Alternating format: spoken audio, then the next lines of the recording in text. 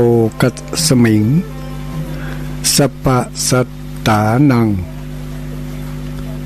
พุทโธเศโธติโลกัสสมิงสปะสัตตานังพุทโธเศโธติโลกัสสมิงสปะสัตตานังขอความนอบน้อมแด่องค์สมเด็จพระสัมมาสัมพุทธเจ้าขอน้อมอภิวาทพระสัทธรรมเจ้าขอน้อมนมัสการพระอริยสงฆ์เจ้าขอถวายความเคารพท่านเจ้าคณะพระสังฆาธิการท่านครูบาอาจารย์พระสงฆ์องค์สังฆเจ้าทุกรูปทุกนามทุกตนทุกองค์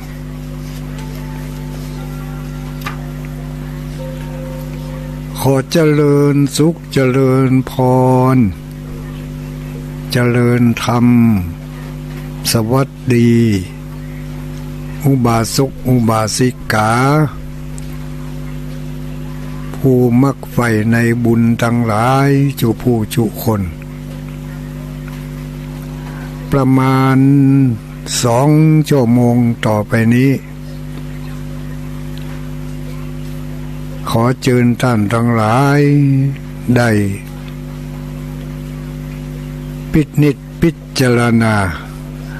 ในเนื้อหาสาระที่จะนำมาฝากมาฟังกันในค่ำคืนวันนี้คืนวันจันทร์วันนี้ก็เป็นวันที่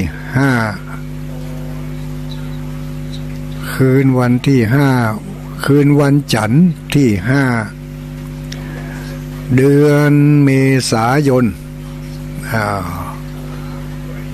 พุทธศักราช2564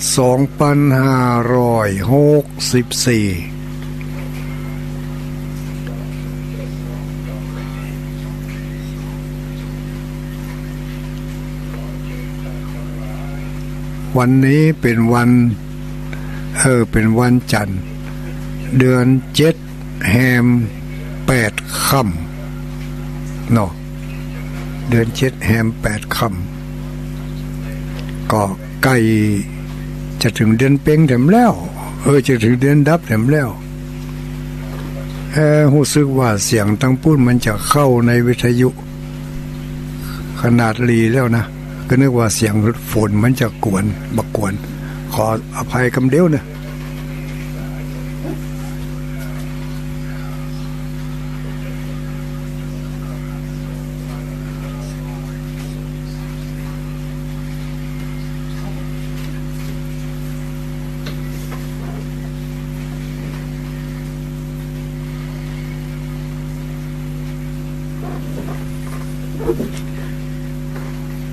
เอาละต่อไป ได้เจริญสุขเจริญพรกับญาติโยมทั้งหลายแล้วเนาะต่อไปนี้ก็เป็นเนื้อหาสาระที่จะได้นำมาฝากมาบอกมากล่าวแบ่งปันกันหรือบางอันก็มาทบทวนความทรงจำที่เคยได้ยินได้ฟังมาแล้วเคยได้อ่านเคยได้ผ่านหูผ่านตาผ่านจิตผ่านใจมาแล้วเขาก็มาทบทวนกันทบทวนกันฟังบ่อยๆถึงแม้ว่าจะเป็นเรื่องเดียวกันฟังบ่อยๆฟังครั้งหนึ่งก่อนมีสติปัญญาแตกหน่อออกไปครั้งหนึ่งเพราะว่าการฟังนั้นมันถึงเป็นเรื่องดีการฟังเป็นเรื่องดีนะถ้าตั้งใจฟังให้มันดีมันอยู่ที่ว่าเขาจะฟังอย่างไรเนาะ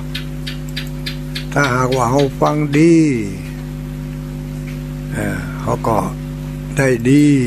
อย่างที่เพิ่นว่าถ้าเขาฟังบทดีมันก็จะได้บทดีไปบ่มีไผสักคนน่ะที่เคยได้เรื่องบทดีทุกคนก็เคยได้เรื่องดีๆทั้งนั้น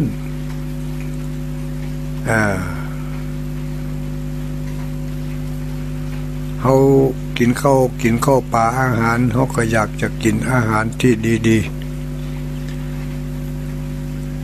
มีคุณค่าทางโภชนาการโลมีวิตามินเกลือแร่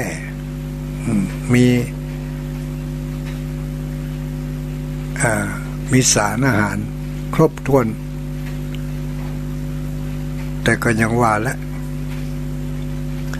บางครั้งก็กินไปจะนั่นมาได้คำนึงถึงคุณค่าทางอาหารสักต่อใด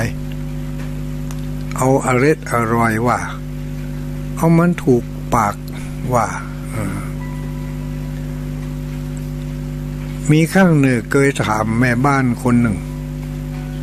เอาไปแอวบ้านเขาทำกับข้าวกับป่าไปพอโต๊ะอาหารที่กำลังกินข้าวอยู่มีของกินจะเป็น6-7อย่างในโต๊ะนั้นบางอย่างก็ซื้อมาบางอย่างก็ปรุงเอาอันที่ปรุงขึ้นมาเองนั่น4 อย่างนอกนั้นซื้อมาเอามาเสริมก็เลยอดบ่ได้ก็ลองถามอย่างถึงวันกันนี่กับข้าวกับป่า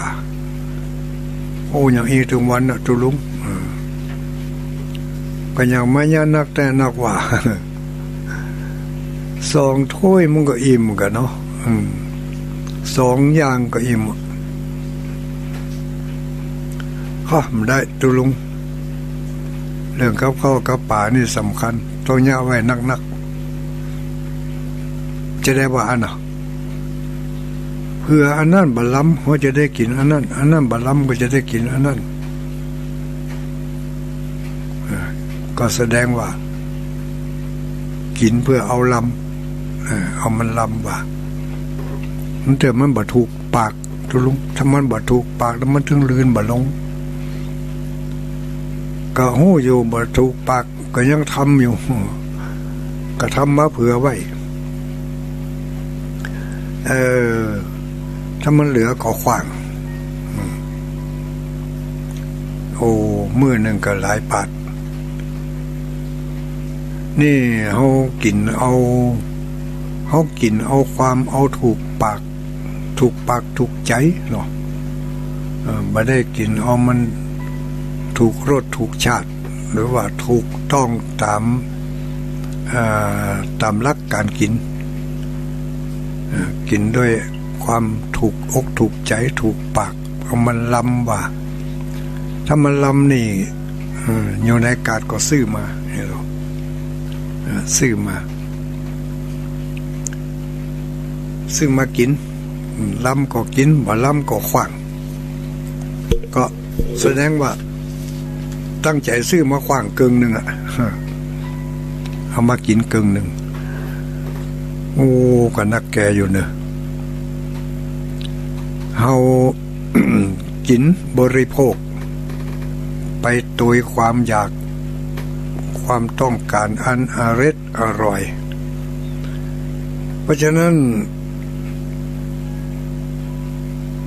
ผลที่ได้รับทางสุขภาพร่างกายก็จึงลดลงไปตามค่านิยมที่มันสูงขึ้นค่านิยมสูงขึ้นคุณค่าทางอาหารลดลงร่างกายที่จะได้รับประโยชน์จากอาหารการกินเหล่านั้นก็ลดลงไปเพราะว่าไปปรุงแต่งชนิดบางคนปรุงแต่งชนิดที่ว่า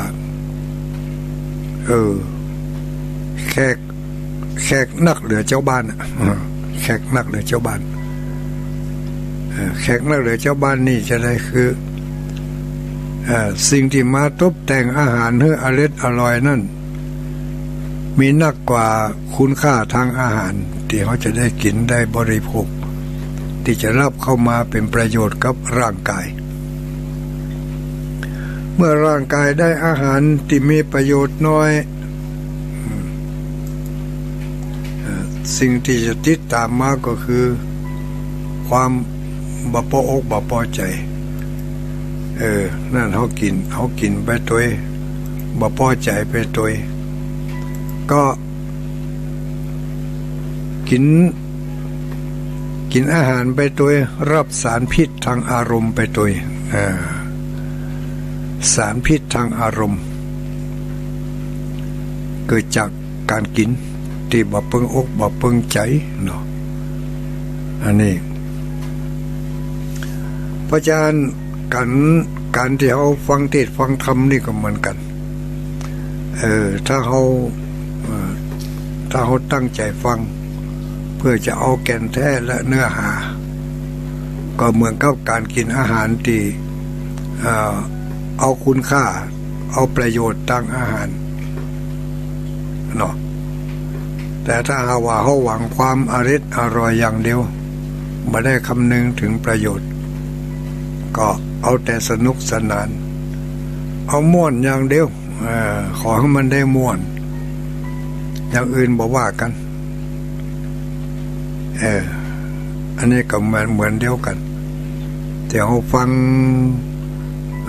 ที่เขาได้ยินได้ฟังที่เขาได้อ่านได้พอถ้าเอากระม่วนหวังที่จะได้ม่วนอย่างเดียวมันก็จะได้ม่วนนั่นแหละเพราะจุดประสงค์เขาจะต้องการอย่างนั้นแล้วมันจะไปได้คุณค่าได้ประโยชน์จาก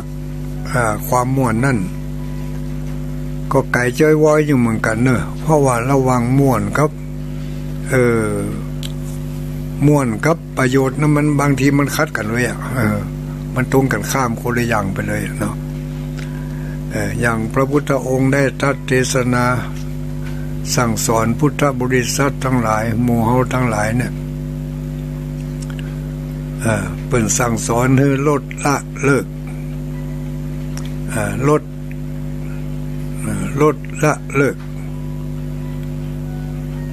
ลดโลภะละโทสะเลิกโมหะ3อย่างเนาะอันนี้ทุลุงว่าเอาคนเดียวนะที่จริงก็คือลดถึง3อย่างละลดละเลิกโลภะลดละเลิกโทสะลดละเลิกโมหะ3อย่างนี้มันเป็นตัวอยู่ในตัวของคนเฮานี่ลูกถ้าไปสอนถ้าไปบอกว่าให้ลดละเลิกสิ่งเหล่านี้มันคัดเอาความจริงที่มันมีอยู่ในตัวเฮาในตัวเฮาก็คือมันต้องมีกับคนปุถุชนคนเฮามันต้องมีโคตรมีหลงมีโลภมีโคตรมีหลงถ้าบ่โลภบ่โคตรบ่หลงก็ไปแจ้คนเนาะก็แม่นเนาะแต่พระพุทธเจ้าเพิ่นสอนว่าโลภโคตรหลงนี่3ตัวนี่มันเป็นตัวก่อเก้าคือเกิดความทุกข์ให้ลูกเกิดความทุกข์ถ้าเขาต้องการจะให้ทุกข์มันลดน้อยลงให้มันสุขสบายนักขึ้นก็ต้องลด3ตัวนี้ให้มันนักเมื่อลดได้ให้มันนักแล้วความลอยตัวมันก็จะเพิ่มนักขึ้นโอ้โทรศัพท์นี่เปิดมาตั้งแต่เจ้าเนี่ยจะฮับดีกับบ่ฮับดีนี่บ่ฮับก็กลัวว่าเปิดจะโทรมาเรื่องมายังสถานีฟังบ่ได้กะถ้าฮับก็จะยาวหั่นบ่กะบางทีก็อาจจะเรื่องสำคัญเนาะลองฮับพออัลโหลเอาว่าได้ว่าประกันเนอะฮะ นี่พระคุณร้อยก็แม่นแล้วโอ้ว่าว่าเดี๋ยวนี้โธ่ขนาดเจ็บก็เสียให้ทุกคนนะไม่เจ็บว่าอันบ้านตรงน้อยเนอะผู้เพียงนานเนอะผู้เพียงนานเนาะครับวันนี้โอ้ขอบคุณที่เราดูเขาเว้ยโอ้นักแก่ผมเนาะมันตันเปิดมันหลายอย่างไรแก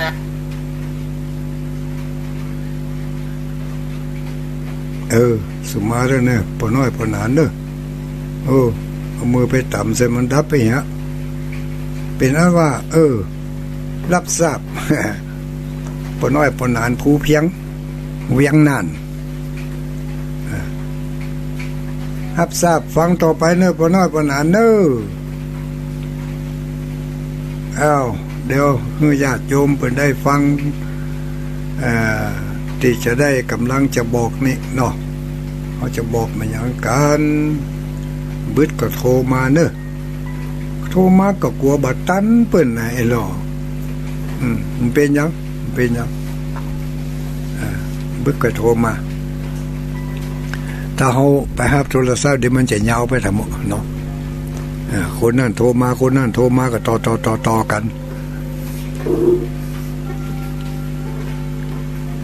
สักวันหนึ่งก่อ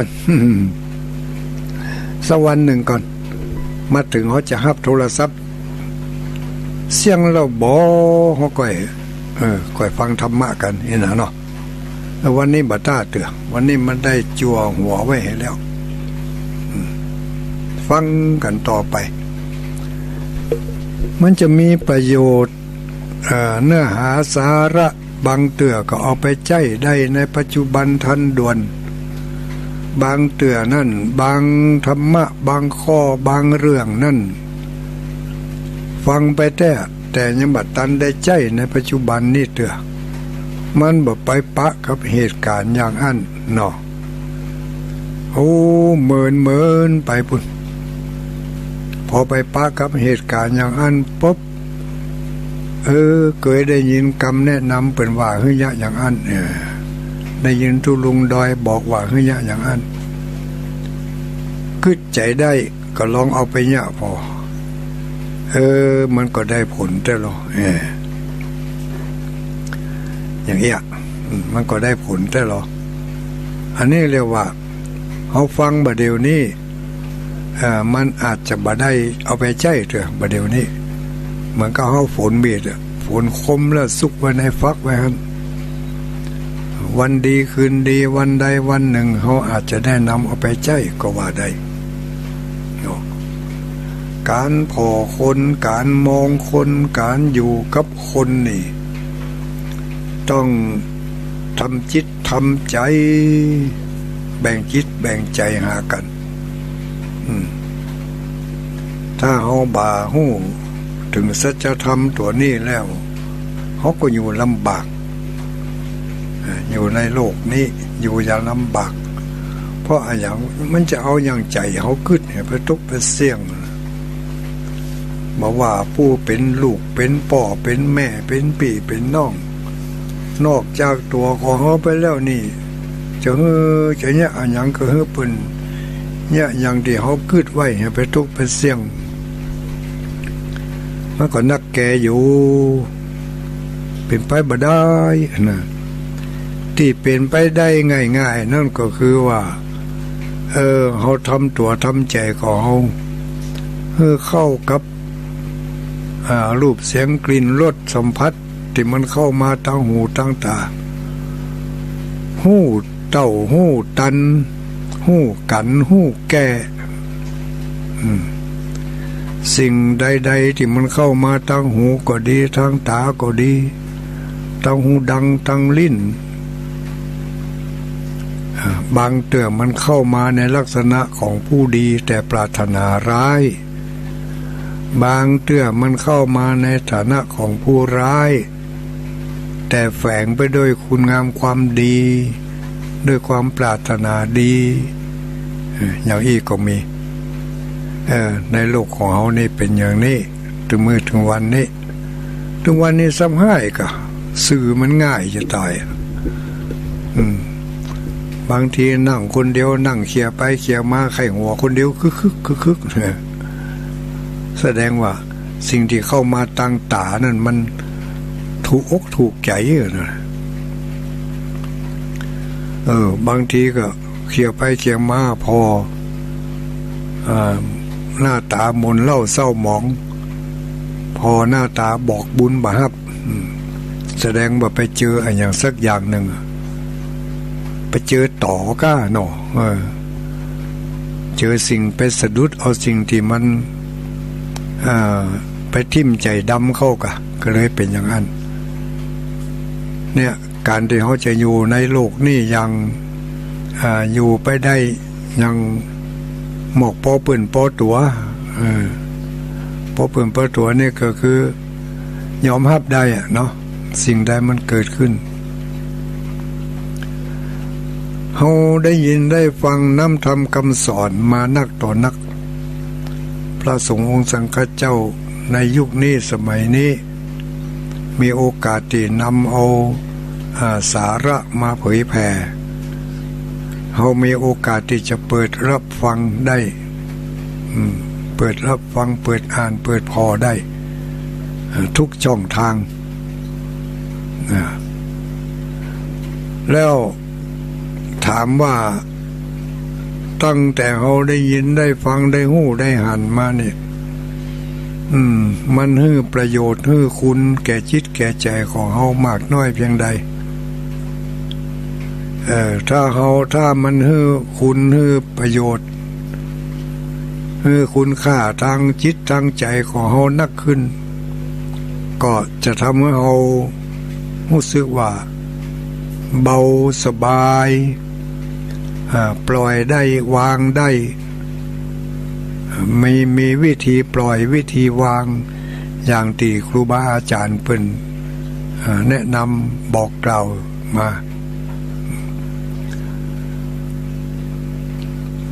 บางสิ่งบางอย่างนั่นเขาคิดได้คนเดียวแล้วเอามาใจมันก็เกิดประโยชน์ได้เหมือนกันเพราะว่าหนทางเกิดปัญญานั่นมันมีอยู่สุสังละพะเตปัญญังปัญญาเกิดจากการฟังเนาะจินตามยะปัญญาเกิดจากการจินตนานึกคิดแล้วก็ภาวนามยะปัญญาเกิดจากการภาวนานี่รวมถึงฟังเทศน์ฟังธรรมก็เป็นภาวนานั่งกำหนดลมหายใจเข้าหายใจออกก็เป็นภาวนาหันสายตาเขาเพ่งพอที่ปืนเนี่ยปืนทำอย่างที่เขาหันอย่างที่เขาเพ่งพอที่เพิ่นทำพิธีกรรมทางศาสนาเนี่ยมีการจุดธูปจุดเทียนก็เกิดเป็นปัญญาได้ก็คือการภาวนานี่คือการทำให้มีให้เกิดให้เป็นทำสติสัมปชัญญะทำปัญญาให้เกิดให้มีให้เป็นจะเกิดจากการอ่านการฟังการจินตนาการอันใดก็แล้วแต่เมื่อปัญญามันเกิดแล้วปัญญาตัวนี้มันจะไปกำจัดความเข้าใจผิดเมื่อความเข้าใจผิดมันมาลายมันหายมันบางมันเบาไปความเข้าใจถูกมันก็เข้ามาแทนที่เข้าใจถูกมาแทนที่ความเข้าใจผิดความเข้าใจถูกต้องนำมาซึ่งความสุขความสงบความเย็นสบายแต่ถ้ายังบ่เข้าใจเรื่องนี้เข้าใจบ่ถูกต้องเข้าใจผิดอยู่นี่มันก็นำมาซึ่งความทุกข์ความระทมตรมใจบางทีก็เกิดความตรอมใจ เพราะว่าเขาเข้าใจผิดมาตลอดเนี่ยเมื่อเข้าใจผิดสิ่งที่ได้รับก็คือความทุกข์เมื่อเข้าใจถูกเข้าใจถูกต้องแล้วเข้าใจตามสัจธรรมของความเป็นจริงของสิ่งนั่นๆแล้วมันก็จะเกิดความสุขความสงบความเย็นม่วนใจลองนึกทบทวนพอเถอะ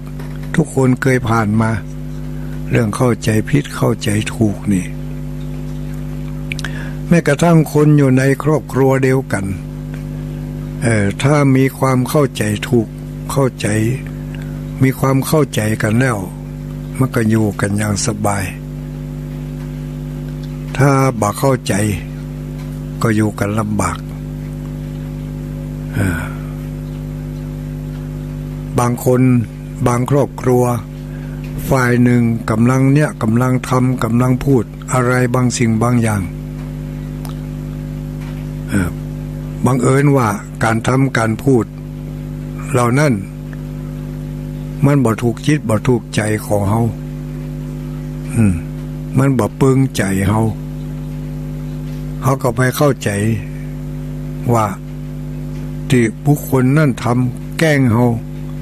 หรือว่าทำเพื่อจะให้เฮาได้รับความทุกข์เพราะเฮาบ่เข้าใจถ้าเกิดว่าเนี่ยไปทำไปพอไปทำใจวางใจให้เป็นกลางพอไปเลย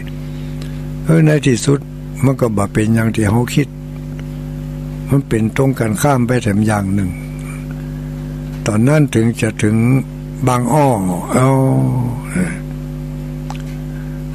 ถ้ากูไปยึดไปว่าไปอย่างออกไปแล้วป่านนี้ก็คงจะมีเรื่องกันนะอันนี้เลยว่ามีความรู้ในธรรมมีความรู้มีความเข้าใจในธรรมความเข้าใจความรู้เหล่านั้นมันนำมาซึ่งความสุขความสงบเย็นสบายถ้าเขายังบ่เข้าใจตราบใดเขาก็ยังมีความทุกข์อยู่ตราบนั้นอันนี้ภาษาวัดภาษาธรรมะเพิ่นเรียกว่าสัมมาทิฏฐิสัมมาทิฏฐิคือความคิดความเห็นที่ถูกต้องตรงตามสภาวะของความเป็นจริงเป็นสัมมาทิฏฐิ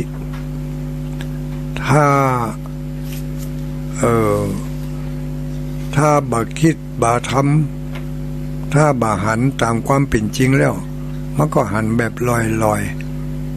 หันแบบลอยเมื่อหันแบบลอยก็เขาก็จะได้พบได้ปะกับสิ่งที่ลอยนั่นมาได้ปะกับของจริงเป็นอย่างนี้อันนี้เขาทั้งหลายได้ยินได้ฟังมามากต่อมากแล้วลองประเมิน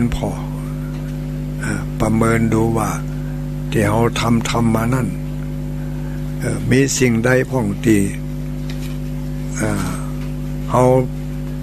ทำผิดพลาดไปพลั้งเผลอไปมีสิ่งใดพ้องมีเรื่องใดพ้องที่เขาเข้าใจบ่ถูกที่เขายังฝังใจอยู่จนความฝังใจอันนั้นจนกลายเป็นอาฆาตมาดแค้นก็มีกลายเป็นการถือจองเวรจองกรรมกันอย่างอีกก็มีถ้าเรามาหู้สภาวะของความเป็นจริงของสิ่งทั้งหลายแล้วนั้นเมื่อเราหู้ถึงความจริงเราก็สามารถที่จะปล่อยวางสิ่งที่มันบ่เป็นจริงลงไปได้ก็มันก็ต้องเกื้อกันหรือว่าเอื้อกันเนาะเอื้อกันเกื้อหนุนกันอย่างศีลเกื้อหนุนธรรมเกื้อหนุนศีลอย่างเนี้ยเมื่อมีศีลถึงจะปฏิบัติธรรมได้เมื่อจะมีปฏิบัติธรรมได้ก็ต้องเมื่อมีศีลมันเกื้อกันดู ถ้าจะถามว่าศีลกับธรรมนี่อันใดมาก่อน อันใดมาก่อนอันใดระหว่างศีลกับธรรมเขามาเข้าใจกันอันนี้ทุลุงบ่ได้ว่าคนเดียวเนอะทุลุงอ้างเอาธรรมนิพพานสูตรนั่นแหละเพราะว่าธรรมนิพพานสูตรนี่ทุลุงเต็ดมันเต็ดบ่อยๆเมื่อก่อนสัมภาษณ์เต็ดบ่อยมาเดี๋ยวนี้มาใครล่ำได้เต็ดไปฮะไปเต็ดทำกับมาวาจาพุ่นเขาไปฮื้อเต็ดทำอย่างอันไปฮะเดี๋ยวนี้นะไปเต็ดทำกับมาวาจาสุนาตุเมพันเตสังโฆเนาะส่วนธรรมนิพพานสูตรนั่นบ่เดี๋ยวนี้บ่ค่อยล่ำได้เต็ดมันเมื่อนานๆจะได้เต็ดแต่ก็จำได้พอที่จะจำไม่ใช่ว่าจำเนื้อธรรมนะจำในอัฏฐะในเนื้อหา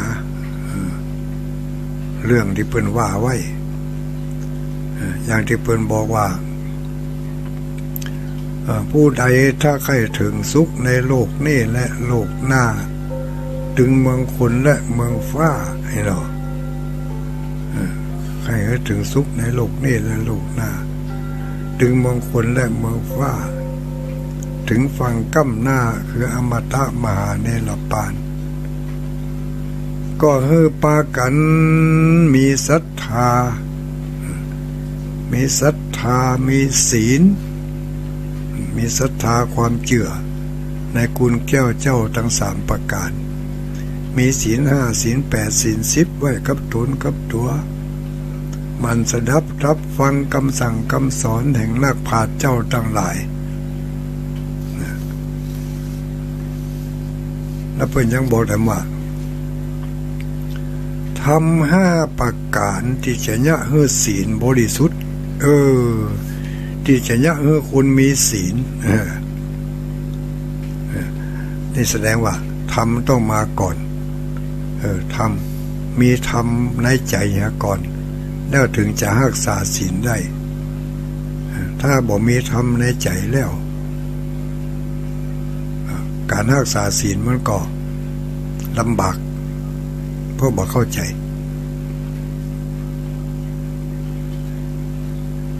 นี่ธรรมเป็นมูลเหตุที่ให้เรารักษาศีลได้ดีทุกครบทุกข้อต่อเมื่อมีธรรมเป็นยกตัวอย่างไว้ว่ามูลเหตุแห่งศีลที่จะบริสุทธิ์ได้หรือว่าที่จะมีดีจะมีศีลได้อันดับแรกต้องมีหิริความละอายแก่ใจอันเนี้ยเป็นมูลเหตุที่จะยะให้เราได้รักษาศีลถ้าเราบ่มีความละอายแก่ใจแล้วมันก็บ่สนใจเรื่องการที่จะรักษากายวาจาให้เรียบร้อยคนที่บ่รักษากายวาจาให้สงบสงบนี่บ่ว่าจะอยู่ในสถานที่ใดเวลาใดบ่มีความละอายแก่ใจต่อกฎระเบียบต่อกติกาของชุมชนสังคมในหมู่นั่นใครยะก็ยะใครอู้ก็อู้ใครทำอะไรก็ทำอย่างใจต้องการขาดความละอายแก่ใจเจ้าหมู่เจ้าจุมเปิ่นดักปิ้งแต่ตัวเองไปมาเถิงขึ้นมาแสดงกิริยาอาการกระโชกกระชากกระดกกระเด็กนั่นบ่มีความละอายแก่ใจจึงบ่มีศีลนะอันนี้เพิ่นว่าไว้เพราะฉะนั้นศีลจึงเป็นต้นเหตุของการปฏิบัติธรรมแต่ผู้ที่ปฏิบัติธรรมจะปฏิบัติธรรมได้ดีผู้นั้นต้องมีศีลธรรมนะมันเกื้อกันอย่างที่ทุลุงว่ามันเกื้อกัน มันเอื้ออำนวยให้แก่กันและกันมันเอื้ออำนวยให้แก่กันและกันกินข้าวก็ต้องมีกับมีอาหารกินกับข้าวบ่ได้มันบ่มีประโยชน์กะมันก็มีอยู่นะถึงกับมีคำว่าของกินล้ำบ่ล้ำบ่เป็นหยังหม่อมมันนำกำเข้าเขาต้องให้กระเพาะนะแสดงว่ากินข้าวนั่นจะต้องมีอาหารเป็นส่วนประกอบกับข้าวต้องมีกับกินข้าวบ่ได้มันก็ชืดๆนะเพราะฉะนั้นที่เราทำบุญทุกครั้งที่เราไปทำบุญทุกครั้งก่อนที่เขาจะทำบุญด้วยการด้วยการให้ทานเขาก็จะมีการรักษาศีลโดยการสมาทานศีลไหว้พระแล้วก็สมาทานศีลแล้วก็กล่าวกรรมถวายทานหรือไหว้พระหับศีลแล้วก็ฟังธรรมเนี่ยอันนี้เอาไปในงานทุกงานมันจะเป็นอย่างนี้ไหว้พระหับศีลแล้วก็ฟังธรรมจะได้ต้องมีขั้นตอนอย่างนี้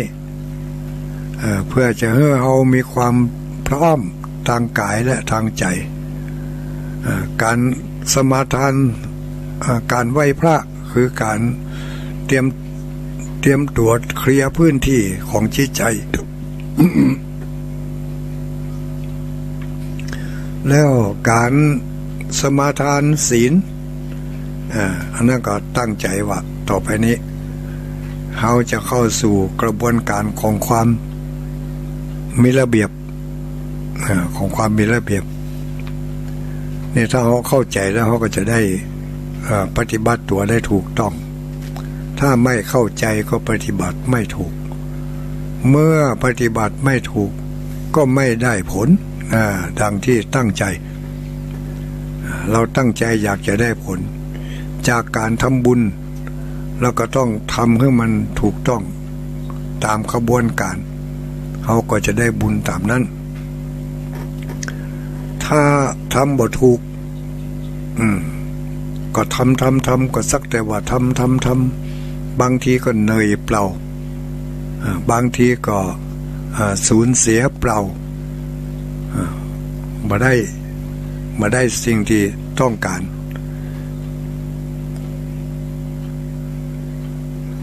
ที่ตุลุงได้นำมาทบทวนกันตั้งแต่ต้นมาจนถึงบัดเดี๋ยวนี้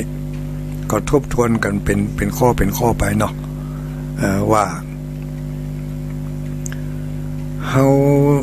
ได้ยินได้ฟังน้ำธรรมคำสอนจากพระสงฆ์องค์สังฆเจ้าหรือว่าจากใครก็แล้วแต่ตั้งสื่อต่างๆบอกว่าจะเป็นสื่อตั้งเสียงตั้งหูตั้งตาแล้วเขานำมาทบทวนนึกย้อนมาถึงตัวเขาว่าที่เพิ่นว่ามานั่นเขาได้ยะไปถึงขนาดไหนหมอกใดเพียงใดยังขาดตกบกพร่องในส่วนใดก็จะได้รีบนำมาแก้ไขปรับปรุงให้มันดีขึ้นถ้าทบทวนดูแล้วอย่างที่เพิ่นว่ามานั่นถูกต้องเขาได้ทำถูกต้องแล้วถูกต้องอย่างที่เพิ่นว่ามาก็รักษาระดับที่การกระทำของเขาไว้ให้มันถูกต้องสม่ำเสมออยู่อย่างนั้นบุญมันก็จะเกิดขึ้นกับความตั้งใจของเขาความอบอุ่นใจความม่วนใจความสบายใจความเย็นใจจะเกิดขึ้นได้ก็ต่อเมื่อเราละเราปล่อยเราวางเหตุที่มันทำให้เราขุ่นข้องหมองใจเราปล่อยละเราละเราวางนักต่อใดความเบาความสบายก็จะมีนักขึ้นต่ออันเนี่ยท่านเจ้าคุณพุทธทาสหรือว่าท่านเจ้าคุณพุทธทาสเนี่ยเนาะรู้จักกันในนามนี้ เปิ้นเฮ้อข้อคิดเอาไว้ว่าปิดตาอย่าสอดสายให้เกิดเหตุตาของเฮานี่นะมีตาปิดตาอยู่พ่องปิดตาอย่าสอดสายให้เกิดเหตุบางประเภทแกล้งทำบอดยอดกุศลบางประเภทบางสิ่งบางอย่างบางคนหู้อยู่หันอยู่แต่งทำบ่หู้บ่หันเนี่ยทั้งดีหู้หันว่ามันบัดดีนะจะไปเก็บมาใส่ใจมันบัดดีก็คือมันบัดดีจะไปพอนักจะไปพอเมินเนี่ยปิดตาเสียบ้างทำเป็นบ่หู้บ่หันเนี่ยพ่องยอดกุศลน่ะยอดกุศลคือยอดคุณงามความดีไปแส่หาบางอย่างนี่บางเรื่องนี่เรื่องบ่เป็นอย่างนั้นน่ะกึดเอาว่ามันจะเป็นอย่างนั้นเนี่ยบ่ล่างเหก้าเนี่ยมันเป็นอย่างเนี้ยนั่นเนี่ยเพิ่นถึงบอกว่าปิดตาอย่าสอดสายให้เกิดเหตุบางประเภทแกล้งทำบอดยอดกุศลมัวสอดรู้สอดเห็นจะเป็นคนนะมัวสอดรู้สอดเห็นจะเป็นคนเอาไฟลนตนไปจนไม่พลองนะ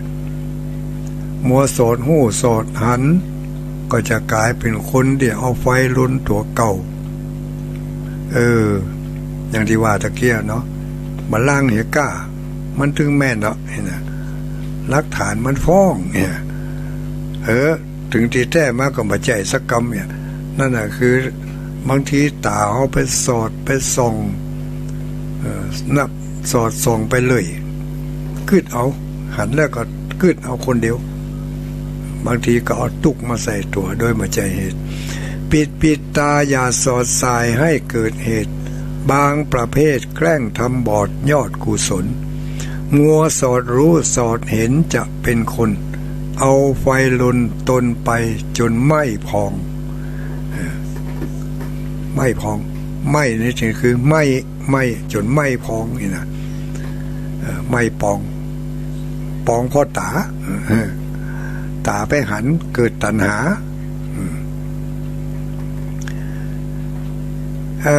ข้อ2เพิ่นว่าปิดหูปิดหูตะกี้ปิดตาเนาะต่อข้อ2ปิดหูอย่าให้แส่ไปฟังเรื่องที่เป็นเครื่องกวนใจให้หม่นหมองหรือเร้าใจให้ฟุ้งซ่านพานลำพองผิดทำนองคนฉลาดอนาจใจตะกี้ได้ปิดตาให้พ่องต่อไปก็ปิดหูอย่าไปแส่ฟังเสาะฟังเขาเล่าขวัญเฮากาหมอนั่นนินทาเฮากาด่าเฮากาว่าเฮากามันว่าอย่างใดที่ไหนมันซ่อหาลูกเนาะซ่อหาหูนี่มันต้องแกว่งหายานะแกว่งหาเรื่องที่บดีนะถ้าเรื่องดีนี่เพิ่นว่าถ้าทำเป็นหูทวนลมอย่างที่เพิ่นว่าเนี่ยหูทวนลมก็ผ่านไปฮะจะเก็บมาใส่ใจสักน้อยนึงก็ไม่แต่ถ้าเรื่องบดีแล้วปะเท่ามันน้อยเดียวเอาไปแม่เอาไปแม่ในคิดในใจพุ่นนั่นน่ะก็เกิดความฟุ้งซ่านเอาเรื่องบดีไปแม่ในคิดในใจเกิดความหม่นหมองแต่ถ้าเรื่องดีๆเอาไปแม่ในคิดในใจเกิดความฟุ้งซ่านลำพองเกิดความฟุ้งซ่านลำพองแต่จ้าบ่แต่จ้าแม่นกาบ่แม่นกายนะเนาะยังเพิ่นว่าโอ้เธอนี่งามขึ้นเนาะมาเดี๋ยวนี้อ้วนท้วนตุ้ยปีดีงามผิวพรรณก็เปล่งปลั่งสดใสเนาะโอ้ ถ้าเป็นเบาเป็นสาวแต่ก่อนนี้ถ้าจะเหลือนี่เนี่ยถ้าลำพองใจลูก ลำพองใจเล่าใจเกิดความพุ่งซ่านพอได้ยินกำบดีเข้ามาแล้วกวนอกกวนใจกึดอยู่ฮะน่ะยิ่งกึดก็ยิ่งเศร้ายิ่งหมองหมุนหมองไปทิกขึ้นหาทางออกปะบัลลังก์แต่ก็ยังเขาว่าก็ถ้าบ่มีจริงเขาไปว่าจะได้เนี่ยทำเปรียกว่าพิษทำนองคนฉลาดอนาจใจคนฉลาดนี่ก็ต้องปิดท่านเจ้าคุณพุทธทาสประจังว่าแล้วปิดอันที่สามก็คือปิดปากอย่าพูดมากเกินจำเป็นให้ทุลุงดอยพูดมามากหรือเปล่าเนี่ยอันนี้พูดในเวลาเนอะ2 ชั่วโมงกันนะปิดปากอย่าพูดมากเกินจำเป็นจะเป็นคนปากเหม็นเขาคลื่นไส้โอ้หนักนี่คนปากเหม็นเนาะเขาคลื่นไส้ต้องเกิดเรื่องเยินเยอะเสมอไปให้หุบปากมากไว้ได้แท่งทองโอ้ได้แท่งทองกำแล้วนี่ไม่ใช่แท่งจืนนะแท่งทองปิดปากอย่าพูดมากเกินจำเป็นบางคนนี่เกินไปเนาะแหลมแต้มอยู่ฮะน่ะเขาจะอู้ป้อมได้อู้กำแล้วมันอู้ให้หมดฟังมันอย่างเดียวนี่จะเป็นคนปากเหม็นเขาขึ้นไส้วะต้องเกิดเรื่องเยินเยอะเสมอไปถ้าหุบปากมากไว้ได้แท่งทองอันนี้ก็เป็นข้อเตือนจิตสกิจใจของหมู่เฮาทั้งหลายที่จริงก็ฟังมาเหมือนเนาะเรื่องอย่างนี้ปิดหูปิดหูซ้ายขวาปิดตา2 ข้างปิดปากเสียบ้างเราจะสบายเนี่ยปิดหูซ้ายขวาปิดตา2 ข้างปิดปากเสียบ้างเขาก็สบายมันจะได้สบายปิดหูเรื่องดีก็คือมันมาตึกตีหูฮั่นเรื่องห้ายก็คือมันมาตึกตีหูฮั่นจะไปให้มันเข้าไปในใจนักเข้าถ้ามันเสล็ดสลานสุดเข้าไปถึงใจพุ่นก็ขจายเอาออกมาอย่าจะไปให้มันอยู่ในหันเหมือนเดี๋ยวมันจะทำให้ใจของเขาสกปรกมันไปเก็บสะสมไว้ในใจสะสมก็มักหมมถ้าเป็นเรื่องร้ายก็ฟุ้งซ่านรำคาญมุนเล่าเศร้าหมองเนาะถ้าเป็นเรื่องดีก็ฟุ้งซ่านรำคาญฟุ้งซ่านสำราญเหิมกระยิมกระยองอันนี้ท่านเจ้าคุณพุทธทาสเพิ่นว่าไว้เป็นคติเตือนใจสมควรแก่หมู่เฮาทั้งหลายที่จะได้นำไปพินิจพิจารณาเรื่องของการปฏิบัติธรรมมีศีลเป็นตัวคอยประคับประคองให้การปฏิบัติธรรมของเฮาให้เจริญรุ่งเรืองไปเลยถ้าการปฏิบัติธรรมชนิดที่ขาดศีลเป็นหัวเป็นเกราะป้องกันแล้วก็ปฏิบัติได้บ่เต็มที่มันผิวออกหั่นออกนี่อย่างคนขาดศีลแล้วไปปฏิบัติธรรมนี่นั่งภาวนายุบหนอพองหนอหรืออรหังสัมมาหรือพุทโธก็แล้วแต่ถ้าใจมันบ่มอยู่กับเนื้อกับตัวมันตะเลิดเปิดเปิงไปเลยกำเดียวมันก็อยู่บ่ได้ก็จะลุกก็จะหาเรื่องไป ไปก็ไปถึงจุดหมายปลายทางที่มันต้องการอันนี้ก็เป็นเรื่องของศีลเรื่องของธรรมศีลเนี่ยคือธรรมมีความมั่นคงไม่ใช่กาทรัพย์สมบัติมั่นคงอย่างเดียวนะสีเลนะสุขติงยันติเนี่ยสีเลนะโภคะสัมปทานสีเลนะนิพุติงยันติเนี่ยถึง3อย่างก่อนเนาะอันนี้ส่งของศีลนะแต่ต้องเข้าใจนะคำว่าศีลในที่นี้นี่ไม่ได้หมายถึงว่าไปขอกับทุกเจ้าอย่างเดียวนะเนี่ยที่ว่าถ้าบาจ้างเอาถ้าบาจ้างเนี่ยมันก็จะได้ผลน้อยบางคนไปเข้าใจอย่างเดียวว่าถ้าจะรักษาศีลเนี่ยต้องไปว่ามายังพันเตวิสุงเหียก่อนหรือมายังพันเตติสรเนนะสหะเขาบ่ได้สมาทานนี่ยังได้ก็ได้กะเนี่ยอันเนี้ยผิดแล้วบ่เข้าใจละแสดงว่าไม่เข้าใจเรื่องการรักษาศีลการรักษาศีลนั้นบ่ต้องจำเป็นจะไปสมาทานกับทุกเจ้าบ่ต้องสมาทานก็ได้แต่ตั้งใจงดเว้น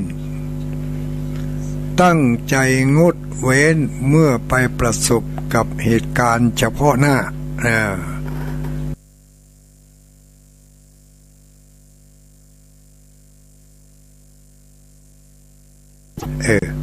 อันนี้เขาลองคิดใจเอาเถอะการรักษากายวาจาให้เรียบร้อย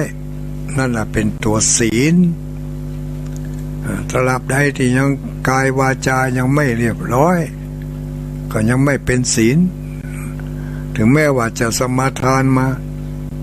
บางทีไปสมาทานในขณะที่กำลังสมาทานอยู่นั่นน่ะมายังพันเตติสารเนนะสหปัญจเดี๋ยวก่อนมานี่มานั่งกันเพ่ตาสอดสายไปทีหนึ่งแล้วก็หูก็สดไปทีหนึ่งจะได้สัญญาณอินเทอร์เน็ตจะตัดไปนี่เสียงเพลงออกขึ้น94บุญละพอดีๆเนอะ94เสียงเพลงออกอินเทอร์เน็ตของทุลุงถ้าจะรุด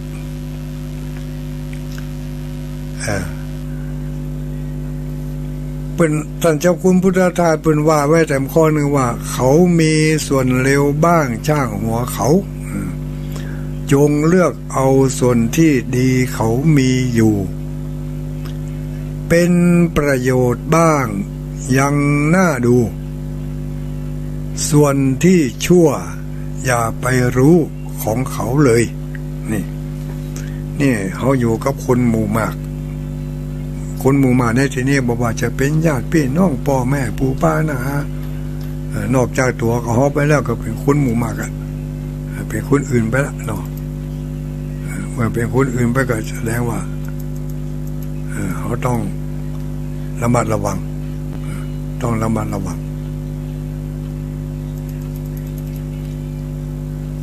ถ้ามีฉะนั้นเขาจะแบกตุกจะแบกเอาตุกบางเตือก็เป็นตุกกินเปล่าตุกพอกำกึดเรื่องมันเป็นเรื่องซะน้อยไปเกิดจนมันเป็นตุกนะพระเจ้าเขาอยู่กับคนทั้งหลายเขาอยู่กับคนหมู่มากยิ่งเข้าไปคุกคีมีบทบาทอย่างต่างๆแล้วก็ต้องจำเป็นจะต้องเอาคติธรรมของท่านเจ้าคุณพุทธทาสเปิ่นมาเป็นบทเตือนจิตสกิจใจอยู่ตลอดว่าเขามีส่วนเลวบ้างช่างหัวเขาจงเลือกเอาส่วนดีเขามีอยู่เป็นประโยชน์โลกบ้างยังน่าดูส่วนที่ชั่วอย่าไปรู้ของเขาเลยจะเป็นว่าท่อนที่2นี่ว่าจะหาคนมีดีโดยส่วนเดียว อย่ามัวเที่ยวค้นหาสหายเอ๋ยเหมือนเที่ยวหาหนวดเต่าตายเปล่าเลยฝึกให้เคยมองแต่ดีมีคุณจริงนี่นี่น่าจะนำมาคิดพินิจพิจารณาพินิจพิจารณากันเพราะเขาจะต้องเกี่ยวข้องกับคนหมู่มากบอกว่าจะเป็นการเกี่ยวข้องในช่วงระยะเวลาเมินหรือเกี่ยวข้องช่วงระยะเวลาวันหนึ่งคืนหนึ่งหรือจะเกี่ยวข้องช่วงระยะเวลา 2-3 ชั่วโมงก็แล้วแต่ต้องมีคติธรรมอันนี้ไว้ประจำตัวประจำใจถ้าเขาเนี่ยได้อย่างนี้เขาก็มีศีลเพราะว่าศีลนั่นทำให้กายวาจาเรียบร้อยเป็นปกติเมื่อมีศีลการปฏิบัติธรรมก็เป็นไปด้วยความราบรื่นบ่มีอุปสรรคบ่มีติดขัดคุกคักบ่มีอันนี้เขาก็ต้องมันพินิจพิจารณากันแล้วเอามาซักซ้อมความเข้าใจของเรามันทบทวนบ่อยเมื่อทบทวนบ่อยซักซ้อมบ่อยมันก็จะเกิดความชำนาญเกิดความชำนิชำนาญหมู่ทั้งหลายได้ยินได้ฟังเป็นผู้ที่เก็บเกี่ยวเอาประโยชน์จากการฟังมาโดยตลอดข้อสำคัญเราต้องมันทบทวนว่าตั้งแต่เราเริ่มสนใจเรื่องน้ำเรื่องธรรมเรื่องคำสั่งคำสอนมามันให้คุณให้ประโยชน์แก่เฮามากน้อยเพียงใดถ้ามันให้คุณให้ประโยชน์อยู่พ่องก็ต้องเสาะหาแถมเอาฟังเอาแถมพอเอาแถมให้มันได้หนักเท่าที่จะนักได้เหมือนกับการสะสมสตังค์นั่นแหละบางคนมีแล้วเสาะแถมมีแล้วก็มีแถมเอาแล้วก็เอาแถมใครได้สตังค์นักไว้เมื่อมันมีนักแล้วมันสะดวกสบายมันบ่มีมันก็เป็นทุกข์เหมือนเดียวกันท่านทั้งหลายอริยทรัพย์ภายในอริยทรัพย์หรือว่าสตังค์ภายในตัวเขาเนี่ยเขาก็ต้องมันเสาะมันหาทางใดที่มันจะได้เป็นธรรมะมาเอาทั้งนั้นทางใดที่มันจะได้เป็นตัวเงินมาเอาหมดแต่ว่าเอาขอให้มันถูกต้องขอให้มันถูก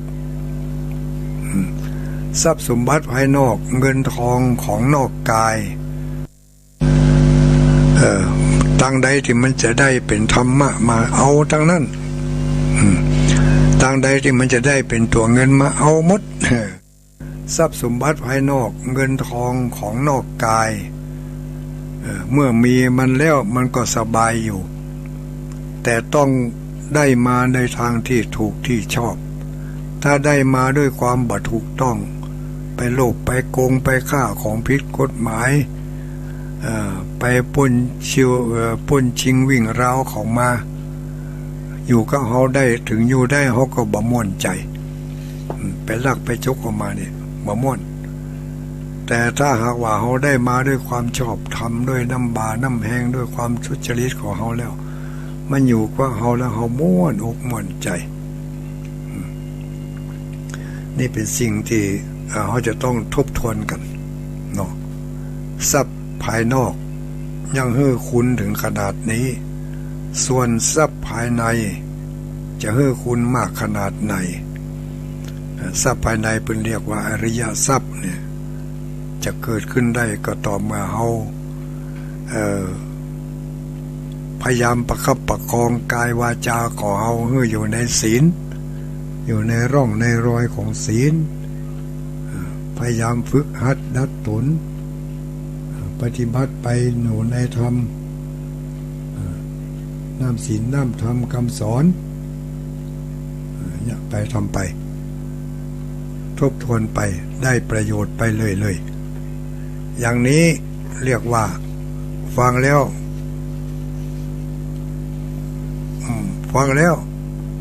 เกิดประโยชน์ไม่สูญเปล่าเนาะอย่างที่ว่าท่านเจ้าคุณพุทธทาสเพิ่นว่าไว้หมู่ทั้งหลายก็เก็บมาคิดมานึกมาคิดอยู่มีแต่บทหนึ่งเคยได้อ่านแล้วก็เคยได้ยินได้ฟังมาท่านเจ้าคุณพุทธทาสเพิ่นว่ามาเหมือนกันจงรักเหงื่อเชื่อมั่นบากบั่นเถิด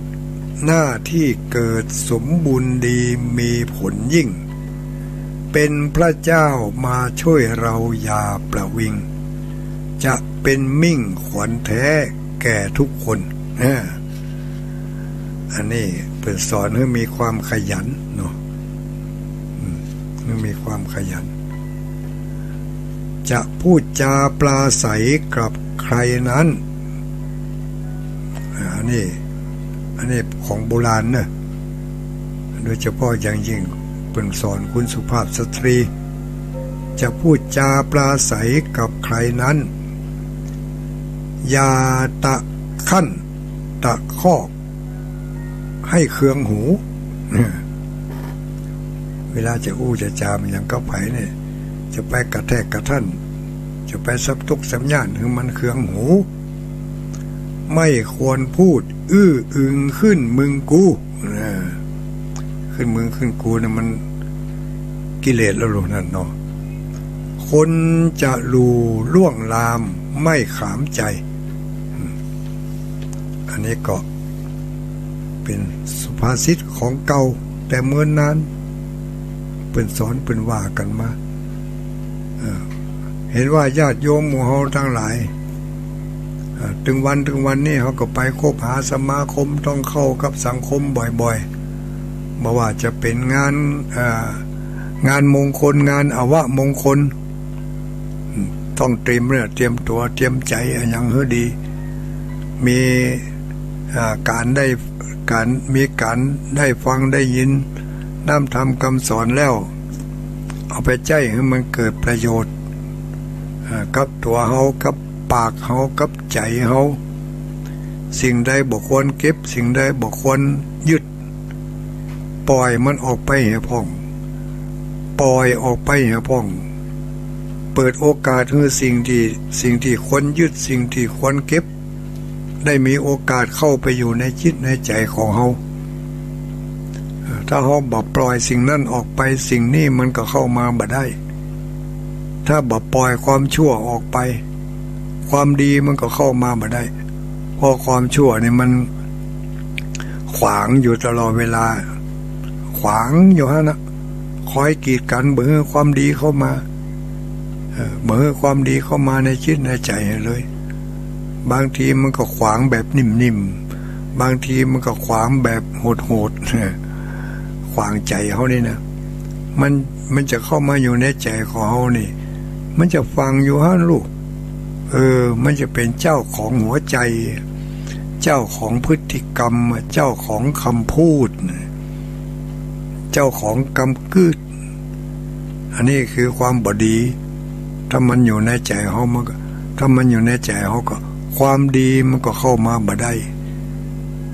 เพราะมันความบดีมันขวางอยู่เพราะฉะนั้นสติปัญญาของเขานี่แหละสติปัญญาหรือว่าศีลธรรม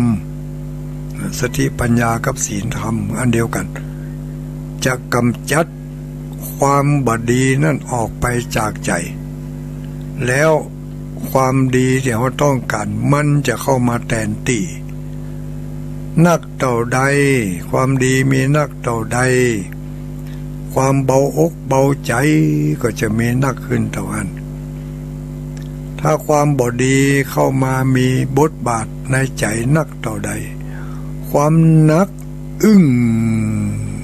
ของจิตใจก็มีนักเท่านั้นแม้แต่จะอู้ก็ต้องอู้ต้อง ต้องสรรหากำอู้ที่บดีออกมาแม้แต่กึดก็จะกึดแต่ต่างที่บดีนั่นน่ะเนี่ยคือความบดีถ้ามันอยู่ในใจมันเป็นอย่างนี้อย่าเหือใจห้อนนักอกนักใจก่อนจะรับก่อนจะนอนญาติโยมทั้งหลายธรรมะเพื่อนคนรับดึกเนาะจะมาถึงวาระสุดท้ายแล้วก็นี่9:10 ไปแหมสักกรรมจะได้รับสายเนอะรับสายญาติโยมเปิ่นมาไหว้พระธาตุเจ้าปีกไปถึงบ้านแล้วก็มาเดี๋ยวนี้ปีกไปถึงบ้านก็โทรมาเนี่ยได้บอกวันนั้นอาจจะเจ้าได้บอกไปปีกไปถึงบ้านโทรมาเนอะไปหัวโทรเบอร์มันอย่างนี้แหละเนาะบอกเบอร์ไว้ก่อนเนอะ093-272-2499วันนี้อย่างสะอื้นฮะสะอื้นอึกอ่ะถ้าจะมีคนกึดตึงหานี่ มาลั่งเห็ดแต่สะอื้นอึกว่ะ093-272-2499อันนี้เบอร์ของตุลุงดอยเนอะตุลุงดอยที่จัดรายการกำลังอู้กับญาติโยมทั้งหลายอยู่ในเวลานี้อยู่ที่วัดพระธาตุม่อนจอมพออำเภอเวียงป่าเป้าจังหวัดเชียงราย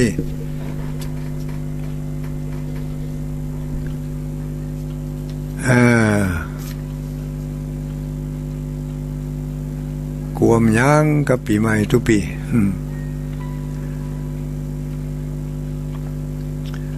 เดี๋ยวก่อนอื่นที่จะรับสายโทรศัพท์นั่นเนาะ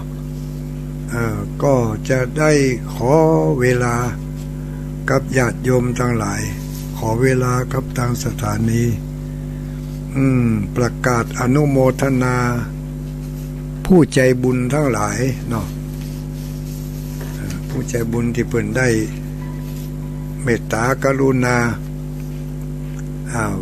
ฝากกาน้ำกาไฟมาถ้าเจ้านี่ไปทำบุญสืบจัตตาท่านพระครูชัยการโกวิทเจ้าคณะตำบลบ้านโป่งปางงิ้วเนาะเป็นจัดงานบ่นักบ่ใหญ่เป็นภายในครอบครัว 4-5 คน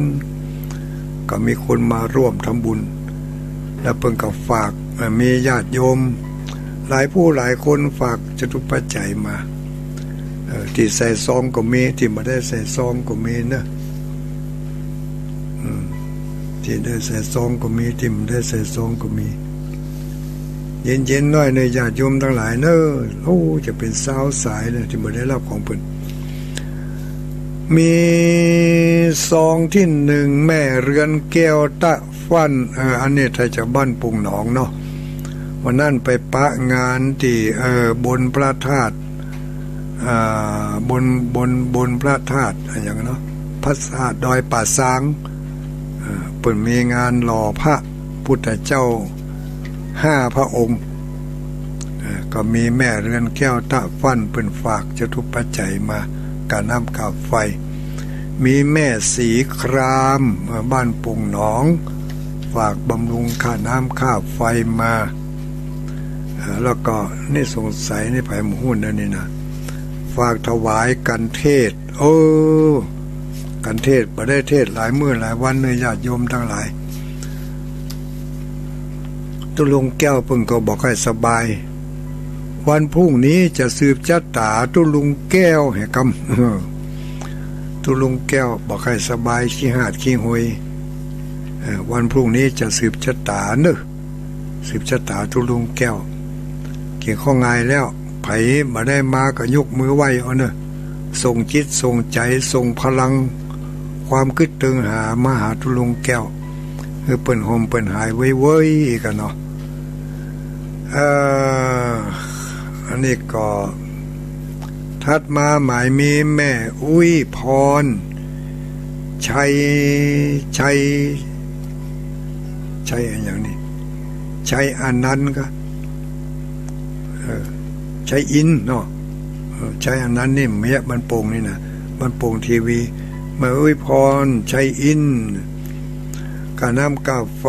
ขออนุโมทนาเนอ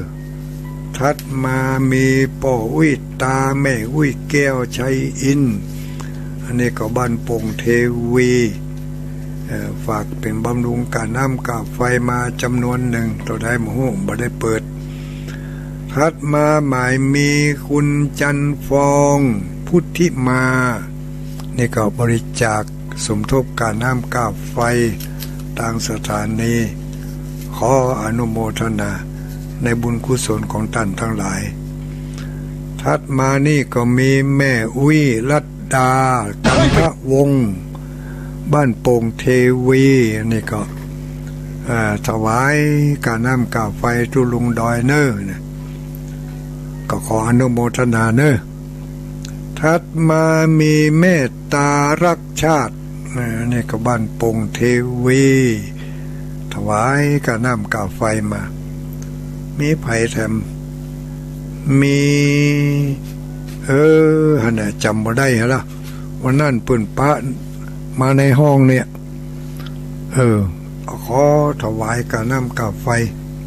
ก็ขออนุโมทนากับญาติโยมทั้งหลายทุกผู้ทุกคนก่อนจะรับสายนี่เดี๋ยวมันจะลืมเผื่อรับสายเด้อดีบ่ดีก็พุ่นล่ำเวลาไปเหียอย่าเนาะในนามของพระนักเผยแผ่ภาคเหนือเชียงใหม่เชียงรายลำพูนลำปางแป่น่านก็ขออนุโมทนาขอบคุณขอบใจครับตั้งเจ้าของสถานีทุกตีทุกความทีทุกคลื่นที่ได้นำสัญญาณความชุ่มเย็นชุ่มช่ำไปสู่จิตสู่ใจของบรรดาญาติโยมทั้งหลายศรัทธาญาติโยมอุบาสกอุบาสิกาเพิ่นได้รับความสุขความสบายความเพลิดเพลินม่วนอกม่วนใจฉันใดก็ขอให้การดำเนินภารกิจของทางสถานีทุกตีได้มีความราบรื่นมีความรุ่มโร่งโปร่งใสและก็ขอให้ภารกิจประกอบไปด้วยความเจริญรุ่งเรืองก้าวหน้ายิ่งขึ้นไปตล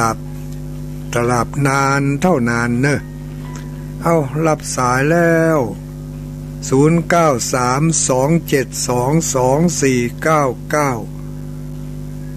เจริญพรไผเอ่ยบ้านปินวันนี้เจ้าบ้านปินมาเจ้าเฮ้ยชัดเจนดีไหม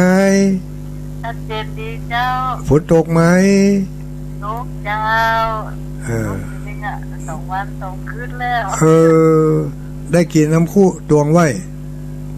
มันตวงแต่เจ้าน้ำมันประทาดเนี่ยหลังคามันสกปรกอยู่เนาะเจ้าบึดก็เอารถวันพุธก็เอารถอบตไปล้างเห็นเหรออนุโมทนาเนอเจ้าสา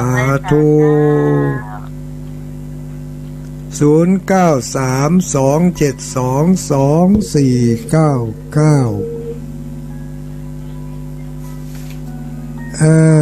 มาแล้วคนแจ่ซ้อนมาได้คนแจ่ซ้อนเจริญพรพระสาธุลุงเจ้าไผเอ่ยแต่สลัดแต่ซ่อนนะเจ้าเป็นคนแจ่ซ้อนจะรู้เนาะชัดเจนดีเนาะเจ้าความชัดเจนดีวันนี้โทรมากี่เตือ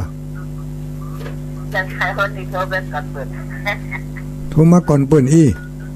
เจ้าอนุโมทนาเนอเจ้าสาธุหมู่เฮาทั้งหลายจะไปลืมเนอ ไหว้พระสวดมนต์ก่อนรับก่อนนอนมันยังบ่ได้เลยแหงก็พุทโธเศโธติโลกัสสมิงสปะสัตตานังหันอันนี้มันจะช่วยเราได้รับดีฝันดีมีความสุขเจริญพรข้าพเจ้าลุงน้อยเป็นได้ฝนตกก็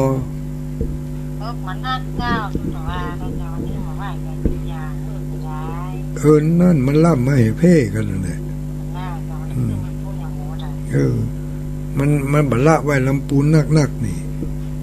มันจะวัดปั้นเปิ่นจะปั้นได้มาตัวเหมือนน่าจะมันอยู่อ๋อที่จะได้หดลำไยซ้ำตกมานักเหรอมายุติธรรมเนาะ2 มาตรฐานสบายดีนะจ๊ะสบายดีอยู่ทุลุงแก้วกะมันผูกจะสืบชะตาให้เพิ่นกำเนาะอนุโมทนาเนอสาธุสาธุสายต่อไปสายใหม่ๆเข้ามาเลยสายใหม่ๆแทรกเข้ามาแทรกเข้ามาเนอะต้องทนหน่อยนะสายใหม่ๆถ้ามาอันนี้ตึ้มตันเขานี่หรอเจริญพรใครเอ่ย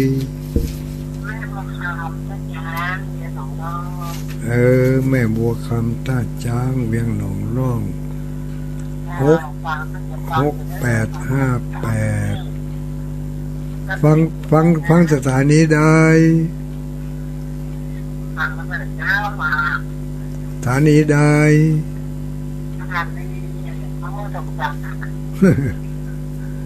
หนองร่องนี่กันเนาะห้วยการเวียงหนองร่องอนุโมทนาเนอสาธุสาธุขอบคุณหลายๆขอบคุณแทนทุลุงแก้วด้วยเนอ0932722499 เจริญพรไปสาธุลุงพายเมฆแก้วไม่สายได้เด้อเมฆแก้วพญาสมเจ้าเมฆสายเมฆแก้วนี้น้ำฝนตกนักขนาดจ้ะก็หมอกนักเนี่ยไอ้หมอกน้ำไหลไฟสว่างเนี่ยน้ำแข็งมันแบบลมถอยสุยแล้วก็ลมมาหนาวคนน่ะโอ้โถเอาลมมาตัวลมทั้งคนมาเนาะทั้งหลายหน้าเบิ่งอ่ะอ๋อมันถ้าจะกลัวเปิ้นฮบกันอากาศมันหนีมาบ้านเฮาเนาะลุงแก้วเพิ่นสบายดีเด้ออีลุงแก้วยังอยู่เพิ่นขอบเป็นกำลังใจให้เพิ่นเด้ออนุโมทนาความคิดถึงลุงแก้วเยอะๆมันผูกจะสืบชะตาวันฮื้อจะไปโฮงพยายามเหี่ยกำเจ้าแต่เจ้านี่ป้าแก่แล้วเนาะแก่ก็ไปแก่อย่างห้างกำลังจะ70ยังหนุ่มอยู่อนุโมทนาเนอแม่แก้วแม่สาย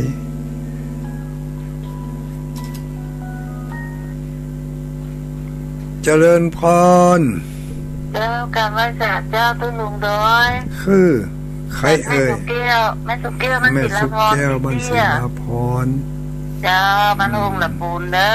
ฟ้าขึ้น98.75 วัดห้วยสองซากเนี่ยชัดเจนดีเด้อตุ้ลุงด้อยเจ้าวันพุธจะสืบชะตาตุ้ลุงแก้วค่ะแม่นแล้วเจ้าขอเปิ้นพรหายเด้อจะได้มาเทศน์ธรรมให้ญาติโยมได้ฟังเจ้ามาได้ยินพระเทศน์ธรรมเมินแล้วนะเจ้าจนมาก็บ่มาเด้อว่ะเจ้ากราบไหว้สาธุเด้อทุลุงดอยเด้ออนุโมทนาสาธุสาธุ รับดีฝันดีญาติโยมทั้งหลาย093-272-2499อ้าวลำพูนอีกหนึ่งสายเจริญพรแม่ออกลำพูนเจ้าตะลุงมาจากบ้านห้องเหมือนกันบ้านห้องแม่สายทองฝนตกบ้านห้องเดี๋ยวนี้ตกอยู่กะเป็นปอกเนาะมันเป็นปอกยังต้องเวียงปอเนี่ยกับเมืองกันแต่ว่ามันซื้อนี่ตำบลใต้เป็นตกนัก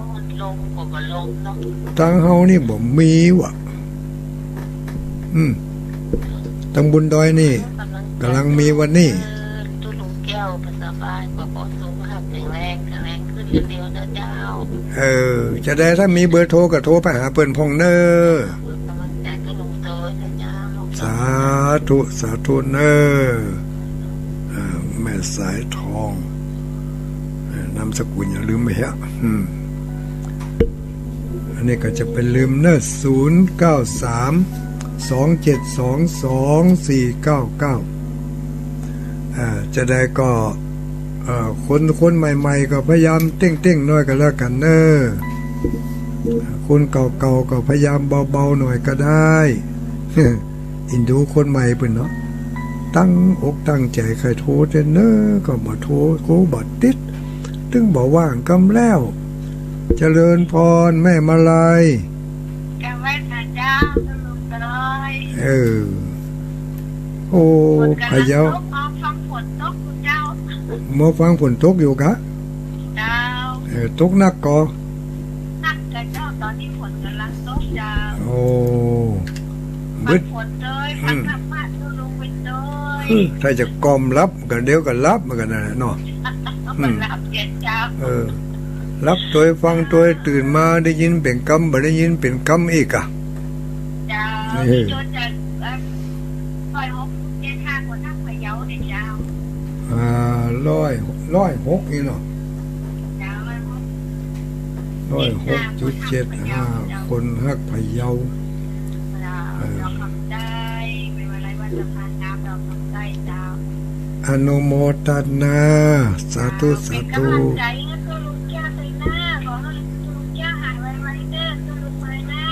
สาธุจะเปิดให้ตุลุงแก้วฟังตุลุงแก้วฟังอยู่เนอะตุลุงแก้ว093-272-2499มีโอกาสก็โทรเข้ามาเนอะญาติโยมทั้งหลาย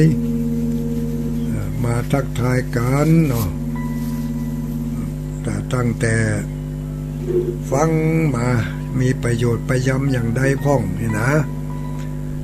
เพื่อแผ่ไปทั้งเจ้าของสถานีเพิ่งก็จะได้บุญไปโดยหมู่เฮาทั้งหลายเจริญพรกับพระสังฆาบุญได้ว่าจะได้ลูกไหนมาอยู่ลำกวางจังหวัดแปดเจ้าโอ้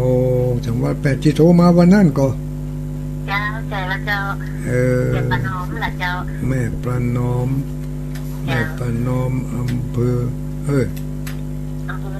อำเภอล่องกวางจังหวัดแปดเจ้าฟังทุกวันนะเจ้าฟังทุกวันทุกตนทุกองค์เนาะเจ้าทุกองค์มันจะได้กำไรชีวิตเยอะๆเนาะนำเอาไปปรับไปแปลงไปแก้ไขไปเป็นหลุมเป็นบ่อกระถมมันได้ฝนตกก็บ่ได้ฟังเหี้ยเนี่ยซ่าเนาะกันฟ้าห้องนี่ก็จะมาถ้ารีบไปเปิดมันเนาะบ่ได้ฟังเสียงเหี้ยตุลุงก็บ่กล้าเสียงรู้ถ้าฟ้าห้องฟ้าขาแลมนี่ซะตุลุงอันดอยรอพุ่นเนาะจ้าคือนี่ก็ตกเต้าเสียงอนุโมทนาเน้อสาธุเมืองแป่วะโอ้เมืองแป่เมืองน่านให้แซ่บแต่เจ้าเกลียดเรื่องโหว่าได้ปะอุ้ยบัดตันเขาไว้อีกอะเต้งหน่อยเน้อเพราะว่า วันนี้ก็คงจะเบาบางเพราะว่าจะได้มันใจเวลาเหมือนกำเดียวกับเธอจะเสี่ยงสายเก่าๆสายใหม่ๆเพิ่งก็จะได้เข้ามาบ้างเจริญพรตัวนั้นตัวลงนะตัวจับห้วยโต้งครับห้วยต้งครับอัลโลวันนี้ห้วยต้งสดมาแล้วเฮ้ยผมเป็นหลายรอบแล้วผมเป็นคนแรกไปลุงแดงกะนี่ลุงใจแค่ลุงส่งครับลุงส่งวะครับฟังถึงวันอ่ะฟังกูคืนละเป็นจะได้พ่อน้ำน้องท่วมกองห้วยต้งแต่ตัวใดเนี่ยจะปลูกตรงนี้โต๊ะเตียงนั่งมันนอนตัวใดครับบ่พอนักเนาะครับอยู่นี้สบายกันกูคู่กูคนเนาะพอออกทั้งหลายครับอยู่นี่สบายครับแล้วไผมาอยู่เฝ้าอารามมันอย่างครับไผมีไผอยู่เฝ้าอารามมันผมมันมีคนชาวบ้านนี่แหละไปอยู่เฝ้าครับทุกเจ้าบ่มีกะทุกเจ้ามีหลายตัวนี่ทุกเจ้านี่หลายนะมีหลายอยู่เนาะครับมีหลายอนุโมทนาเนอสาธุเหมือนละมาได้ไปเอาห้วยตงเหมือนนานนักแก่ห้วยตงเหนือเขื่อน0932722499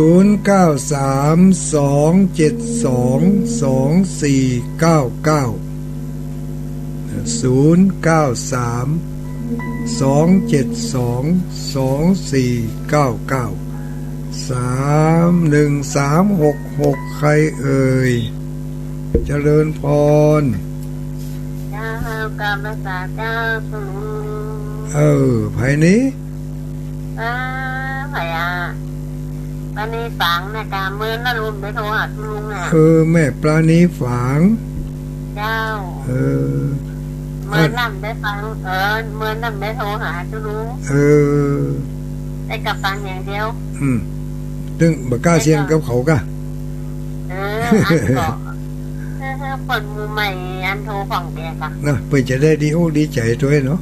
เจ้ามันจะได้ดีใจอย่างก็เขาดีใจนี่กะน่ากะยังมูเขาก็ได้โทรกันบ่อยแล้วเนี่ยยันกันห้องกันอันไปจองรถกับแม่อันแม่จงดีก็ได้จองเจ้ามันมีคนที่หนต่างบอกว่าจุงดีเขามันมีสัญชาติของน้อยกว่าเจ้าของมันมีหิมมันกินคนน่ะลูกที่เจ้าของนี้ไปอันยังฝางยัง3 กิโลกันนะ3 กิโลเจ้าโปโทมันจะใกล้ๆแล้วเนาะเจ้ามันจะใกล้ๆกันขนาดได้ไหนไปไหนถ้าตั้งใจจะได้บ้านี่ได้ไปกันนะเพราะว่ามันมีคนตีคนต่างนะคนตีคนต่างกว่ารถจะไปฮับเนาะเจ้าเจ้าของมันไปมันเสื่อมมาก่อนเสียหลายเนาะมันบันไดเพื่อนจะมาฮับก็ดูกันไล่ไปอยู่เนี่ยมันได้ก็ชวนกันต่อไปก็ตั้งเป็นกลุ่มบ้านไผ่บ้านมันแล้วเอาไปป้ากันเนาะอนุโมทนาเนอรังแสนตุลุงนะเจ้าสาธุอนุโมทามิแต่ละบ้านแต่ละหมู่บ้านก็พยายามเกาะกลุ่มลุมลากันเป็นกลุ่มเป็นก้อนเนาะมาเดี๋ยวนี้ในยุคนี้มันยุคไฮเทคยุคดิจิทัลหรือยุคโซเชียลอีกก็ตึงถึงกันตั้งกันเป็นกลุ่มเป็นก้อนจะไปที่ไหนมาที่ไหนมันก็จะได้สะดวกสบาย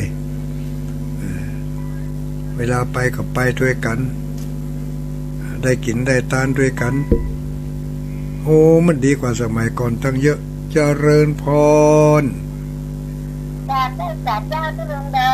คือเสียงเจ๋วๆเนี่ยทั้งเมืองฝางก็นี่เจ้าชัยประการเจ้าหนองบัวชัยประการเจ้าหนองบัวชัยประการแม่มาสั่งให้ก็ฮะแม่มาสั่งเหรอแม่สีทอนเจ้าแม่สีทอนไอ้เนาะ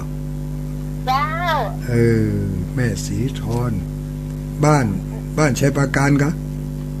บ้านหนองบัวเจ้าแม่ชีทอนหนองบัวฝางหนองบัวชัยปราการหนองบัวชัยปราการเจ้าจะก็วันต่อว่ากับวันนี้ตกมาเดือนนี้ตกขึ้นเนี่ยเมืองฝางตกมาลุ้นเนาะงานนี่เมืองฝางได้มาลุ้นงานอื่นเมืองฝางได้ก่อนอนุโมทนาฝนตกก็รับดีฝันดีเนอะสาธุสาธุ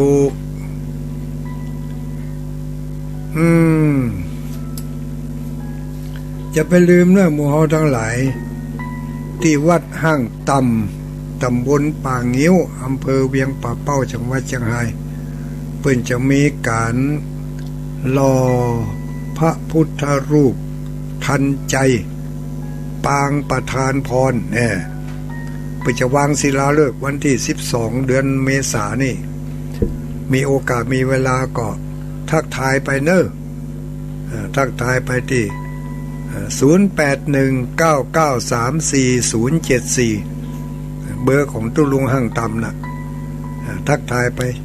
จะให้จะหอมกี่บาทกี่สตางค์จะเอาข้าวตอกดอกไม้ใส่โทรศัพท์มาก็ได้นะ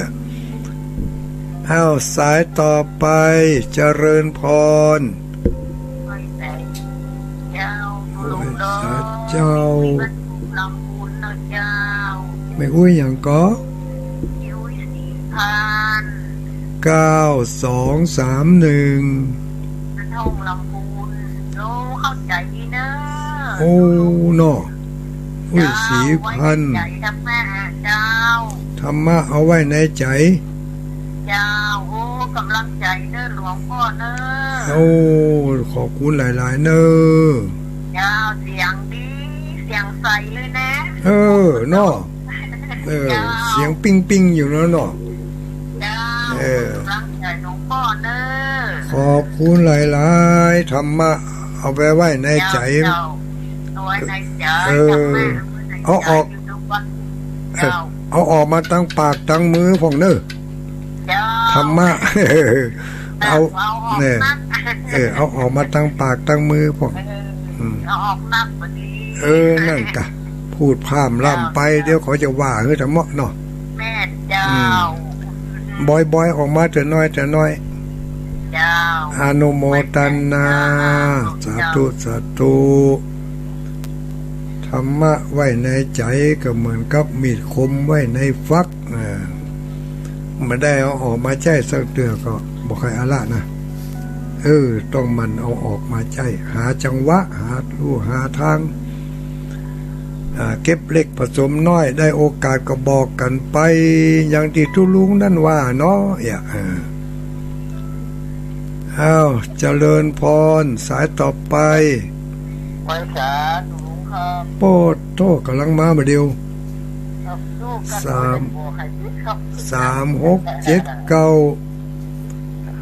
ป่ออย่างก็ป่อนานประเสริฐมันไงเด้เวลาน้อยเดี๋ยวนะครับป่อนานประเสริฐครับประเสริฐครับนั่นได้ยินว่าป่อนานประเสริฐมีเหมคนกะครับวิจารณ์ระวังประจำตลอดครับโค้งครับเจ้าทุกไหนครับประเสริฐกับประเสริฐนี่คนละคนกะผมได้มาประเสริฐครับประเสริฐเนาะครับประเสริฐมันแดงเพื่อนน่าจะนั่นนะครับตามระวังขนาดนี้เนี่ย1.5นาน้อยครับ1.5นาน้อยชัดเจนดีถึงมาเจ้าเมื่อคืนเนาะครับเจ้าเมื่อคืนมาเจ้าได้ยินก่อครับอย่างนี้แต่ในนี้จะผมโทรหมดนี้ครับเสียงพวกใครคิดนะครับคิดว่าเราบอกวุ้นแหละในประเทศแท็กต้องงั้นเสียงของมันล้มครับโอ้อนุโมทนามีโอกาสมีเวลาได้ป้ากันเนาะวันนั้นเนาะครับสบายดีเนอะสาธุสาธุปนานประเสริฐบ้านนาแดงอำเภอนาน้อย สายต่อไป5443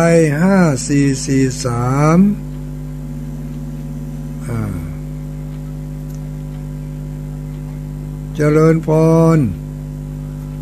ครับผมขอแก้ไว้สายครับผมฟังมันกันครับผมนี่อัลโหลนี่ไผนี่เราปะก้อยครับผมเราปะก้อยคุณโยมให้มันมันหายเซฟไปจัดเมือนนี่กะที่วันนี้กับคนละคนละตนวันนั้นก็ได้ยินคำแต่ว่าก็ได้ยินอยู่ไอ้เด้อครับนั่นแหละว่าพูดถึงว่าสถานีอันเดียวกันแล้วครับหมอสถานีเดียวกันสถานีดาวลุงนี้เหมือนกันครับกี่คนแรงกันอย่างวันนี้อย่างนั้นลูกสาวมาว่าแกงปีล่ะแกงปีใส่จิ้นหมูจิ้นควายใส่ผักแค่ฮะใส่อันผักดีดเนาะให้น้อยเนาะคนตะกอนเปิ้นว่าแกงผัก12เดือนใส่ผักแข็งม้าอีลูกแกงกี่ข้าวแรงกันหยังแกง12เดือนใส่ผักแข็งม้ามันเป็นอย่างผักแข็งม้าผักมันก็ยังพี่แกงใส่แอบก็ใส่อันใส่ยังไม่5ไม่6กันนะอนุโมทนาเนอะแค่อย่างก็เลยปัดเถอะถ้าอย่างเองนี่มาเอาฮะ61กันขอบคุณหลายๆเนอะสาธุคุณโยมโควิดเราปากก้อยโควิดอันนี้เข้ามาใหม่เนาะเป็นไผเอ่ย0866นี่0866ไผจ้าเจริญพรไม่สาเจ้าลุงน้อยคือลุงไหนมาน่านบ้านศรีบุญเลี้ยงเจ้าอำเภอเจโฮมแม่ยังก็แม่ยอดเจ้าแม่ยอดศรีบุญเรืองเจโฮมชัดเจนดีก็เจ้าชัดเจนดีหมดดีเข้าใจก็ใจเจ้าปิดหูปิดตาปิดปากเข้าใจก็ใจแล้วปิดไว้พงเน้อคำสอนนี่ม่วนแท้ม่วนแท้คะแนนเอาไปใจจะน้อยเถอะบัดนี้ฟังบัดโทบัดติดนี่ก็ตึ้งกับบัดนอนบัดรับปอดโทบอกหมอกมันก็หมอกกำนี่ถ้านอนบัดรับบอกเด้อฝนตกหนักเดี๋ยวนี้เจ้าฝนตกหนักกับเป็นยักษ์มาปลูกบนเฮือก็จะดูต่างได้กินแกงพระละหัวปีอนุโมทนาสาธุ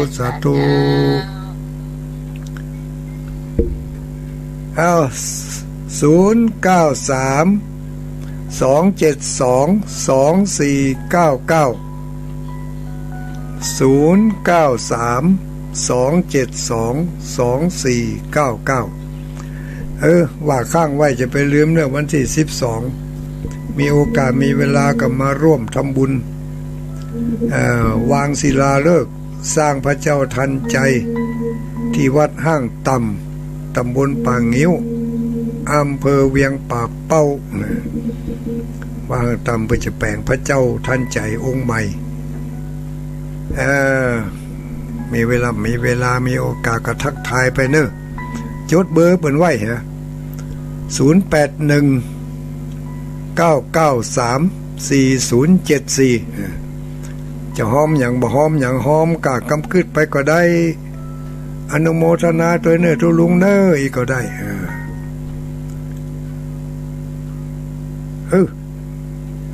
อย่างดับให้เหรอเข้ามาใหม่เจริญพรไปสาเจ้าไผเอ่ยจากหนองล่องละปูนเจ้าแม่หนองล่องกะสีทอนเจ้าตะกี้ก็สีทอนใช่กะนี่หนองล่องเจ้าตะกี้ที่ไหนฮะอันนั้นเขาแม่สีทอนเมืองฝางเลยเจ้าเมืองฝางคุณเนาะอันนี้หนองล่องเจ้าลำพูนตะกี้เป็น4,000เนาะอันนี้สีทองอันนี้สีทองสีทอนทอทหารออ่างนอหนู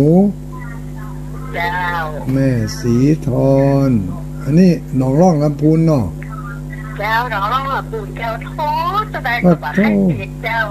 การก่อนเจ้าการเปิ่นไปการเตือนมันบัดตันจังหวะมันเตือนเจ้า6722ก็ม่วนเดียวจะได้ก็เอาลองเอาไปแจ้พอเนอะ